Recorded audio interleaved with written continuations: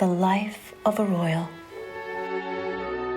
With wealth, privilege, and the love of millions across the globe, what more could a princess wish for? I can't believe I'm not getting paid for this.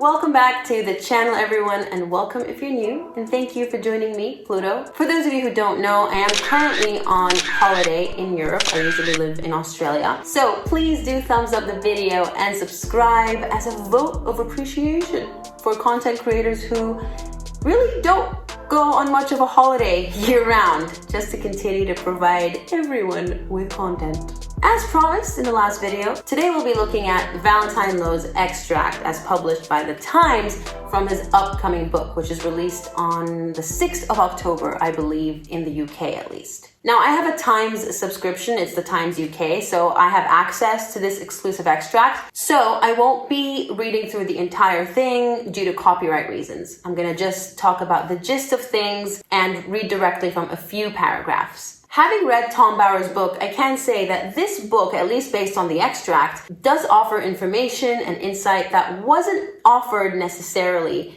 by Tom Bower in his book. So they go together really well. They fill in the gaps and they complement each other. The extract starts off with a tidbit into Harry's personality, even before meeting Meghan. I was once guilty of accusing Meghan of brainwashing Harry and molding him into something twisted, something that he wasn't prior. But that doesn't seem to be the case. It looks like it's more of a two peas in a pod situation, which is why they're so horrible for each other, because they bring out the worst in each other. So even before Meghan, Harry was incredibly paranoid about the media. He always wanted the palace to defend him, to respond to the tabloids, to side with him, as it were. And when they didn't do that because of their don't complain, don't explain mantra, he accused them of being indoctrinated, essentially, or institutionalized. So brainwashed. Another sad revelation, which Tom Bower didn't actually touch upon at all in his book, is Harry's fear of his own nephew's impending 18th birthday, because according to Harry's mind, he's going to be rendered obsolete as soon as Prince George turns 18. And according to Valentine Lowe, he was fixated on this. It's really sad because this is definitely an insecurity that Meghan latched onto and used as a way to carry out the Megxit plan. I can almost hear her telling him, "Harry, do you want to be the spare forever? You know, one day your nephew is going to be king, and who are you going to be? Prince Andrew? You're too good for this. We have to leave right now and become the royals of America." Speaking of Meghan using Harry's weaknesses to get what she wants, Valentine Lowe touches upon that scathing 2016 statement that was released by Harry via the palace to protect his girlfriend and hurl abuse, essentially, at the public and the media for being horrible, disgusting racists. And all this over what? The Straight Outta Compton headline, which, according to Meghan on her podcast with Serena, didn't even offend her. What's wrong with Compton? My best friend Serena's from Compton. But how dare you accuse me of being from Compton? Even my mom's not from Compton. Someone touched a raw nerve there. Now, one thing I think we've all suspected is Meghan Markle was behind that statement. You know, this wasn't something that was ever done before. And I'm not saying that Harry wasn't complicit, but according to Valentine Lowe's extract, he was essentially blackmailed into doing it because she threatened to dump him if he didn't. Now, what was all of this done for, really? Was it really to combat disgusting racism when really no one even knew about her back then, 2016? Let me know in the comments when you found out about Meghan Markle. I found out about her existence after the engagement interview. And I think many of us are in the same boat. So if it wasn't the non-existent racism, and when I say non-existent, I mean mainstream. I don't doubt that there were disgusting people out there who have made a few disgusting comments on social media, but the mainstream opinion of her was overwhelmingly positive. At one point, they were the most loved and the most popular couple on the planet. Well, according to Valentine Lowe and his sources, what was really at play here was just validation for Meghan. Her air, her oxygen, the one thing she relies on to exist. And what better validation than to confirm to the world that Meghan Markle was indeed Prince Harry's girlfriend.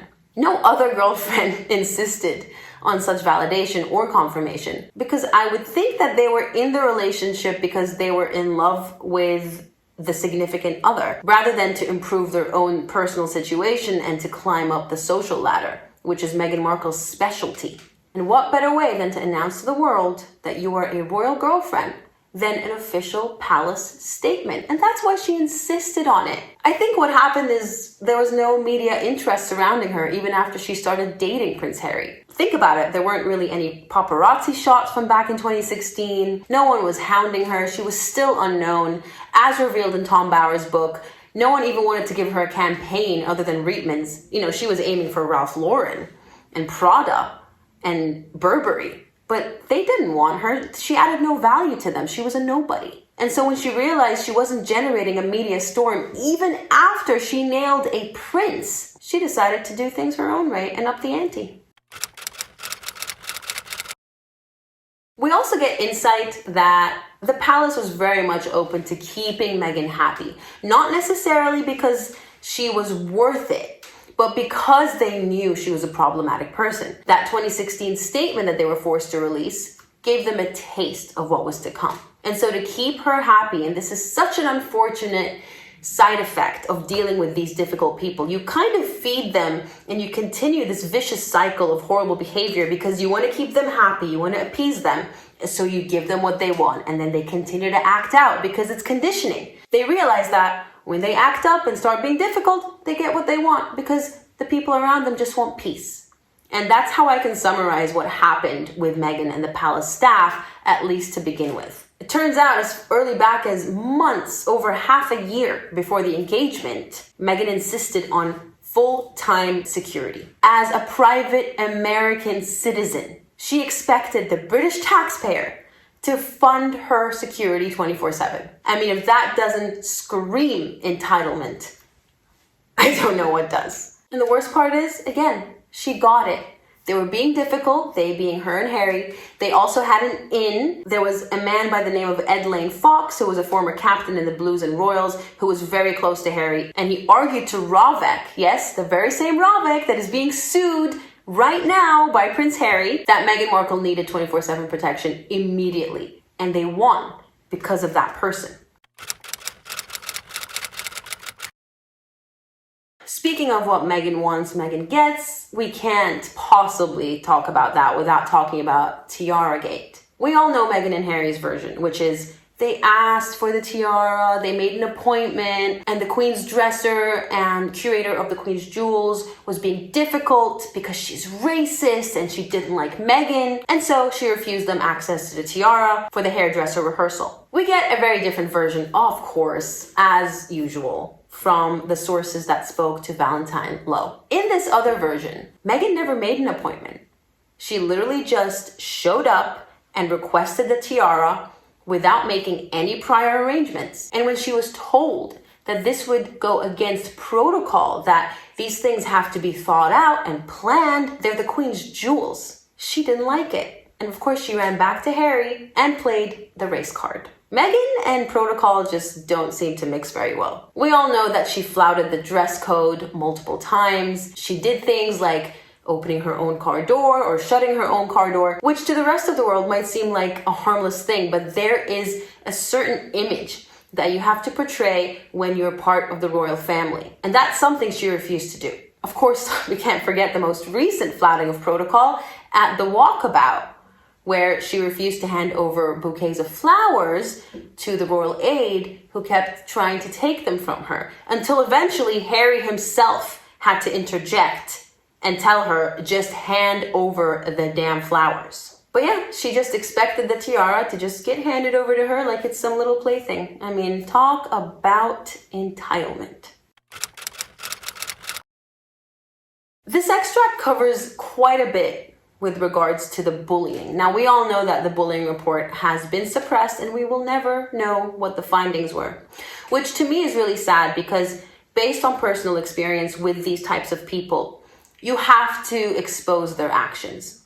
That is their kryptonite. As long as they operate in the dark and as long as they're never exposed, they will keep doing what they're doing. Whatever it is, may it be bullying, lying, stalking, harassing, assaulting, you name it, they'll keep doing it until you expose them. Because what matters most to these people is how other people view them. The validation, the narcissistic supply, their reputation, they want to appear as perfect. Once you start exposing them for the monsters that they are, they'll eventually have nowhere to hide.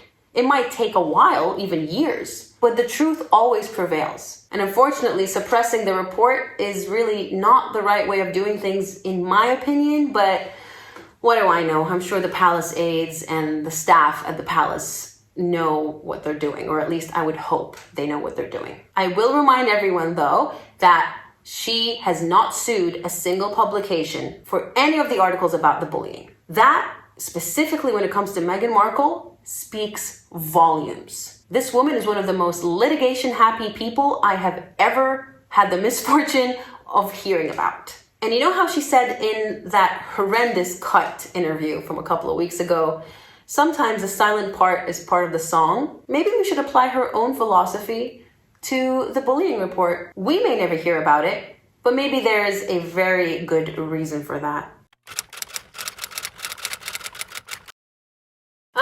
The Australia tour. I recall seeing the tour all over the news, all over television. It was getting quite tedious because at the end of the day, it was just two people. And all this commotion was just a bit too much, if you ask me. But the Australian public adored them.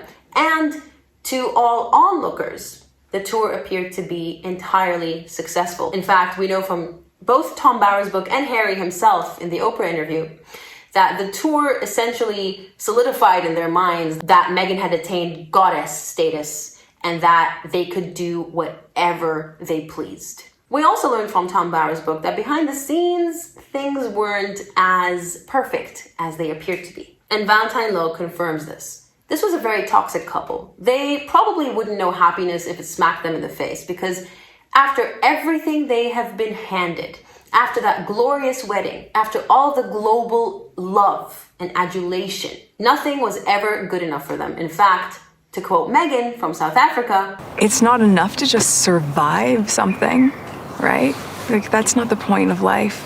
You've got to thrive. You've got to feel happy. This isn't the first time I've heard this, but Valentine Lowe's book repeats it, which is that Meghan apparently didn't understand the point of the Royal Australian tour. Sure, she enjoyed the attention, but she wasn't getting paid for it. And we all know that Meghan Markle's number one priority, or maybe I should say number two, because I feel as though her image is number one, is money. According to several members of staff, she was heard to say on at least one occasion during the Australian tour, "I can't believe I'm not getting paid for this." Says the woman drenched in millions of dollars worth of jewelry and clothing. We all know the bill she racked up during her first year as a royal, or was it less than her first year? Within her first year as a royal in 2018. She was the most extravagant royal in all of Europe in 1 year. Her entire lifestyle was funded by the British taxpayer. She didn't pay a cent. In fact, we all know she even got into trouble for getting freebies, for soliciting freebies rather, from houses of fashion like Gucci and Prada. And they were bewildered. Royals don't ask for freebies. This isn't the TIG. The South African tour marked many things, including the beginning of the end. Not just for Meghan and Harry's involvement as senior royals within the family, but it also highlighted how bad the relationship between Harry and William was at the time. We all know what happened on that tour. The infamous, "It's not enough to survive, one must thrive." After she met with poverty-stricken families and young girls who've been through a brutal time, girls who've barely managed to survive and are barely managing to survive. And that is how they decided to end their South African tour, with a bang. And the trailer was released during William and Catherine's Pakistan tour. If you think that's a coincidence, you might find your face next to gullible and naive in the dictionary. Most tellingly, after that tour, both Meghan and Harry's diaries were empty. And that's what really signaled to palace staff that there was a lot more going on here. And 5 months after that documentary, we all know what happened. Megxit was announced and Meghan and Harry made their way to the US, of course, detouring in Canada as a cover, essentially. They couldn't even leave with honesty and transparency. And that's it for the extract. Not a lot of revelations, just more detail into things we've already known about and definitely covered on the channel.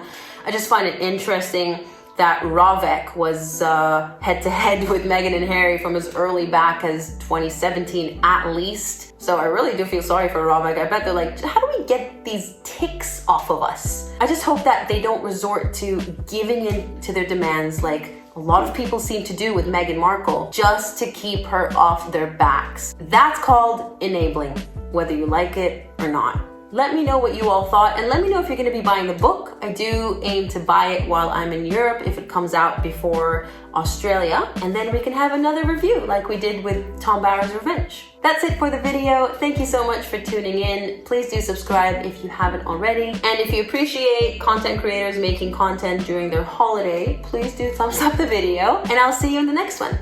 Thanks, and bye-bye.